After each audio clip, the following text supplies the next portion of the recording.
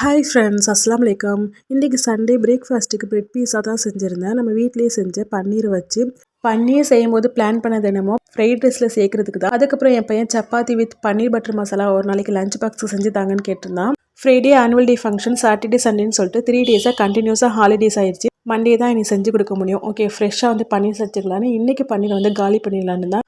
அதுவும் அவனுக்கு மட்டும்தான் பிரெட் பீஸா செஞ்சுருந்தேன். எங்களுக்கு பீஸா பர்கரை விட சாண்ட்விச் தான் பிடிக்கும், அதனால் அதான் செஞ்சுருந்தேன். உங்களுக்கு பீஸா பர்கர் சாண்ட்விச்சில் என்ன பிடிக்குங்கிறத கமெண்ட்ஸை ஷேர் பண்ணுங்கள். பிரேக்ஃபாஸ்ட் முடிக்கிறதுக்கு 11 o'clock மேலே ஆயிடுச்சு. சண்டேனாலே லேட்டாக எழுந்திரிச்சு கொஞ்சம் ஸ்லோவாக தான் டே போகும். பீஸாவாக இருந்தாலும் சாண்ட்விச்சாக இருந்தாலும் ஒரு பீஸுக்கு மேலே இறங்காது.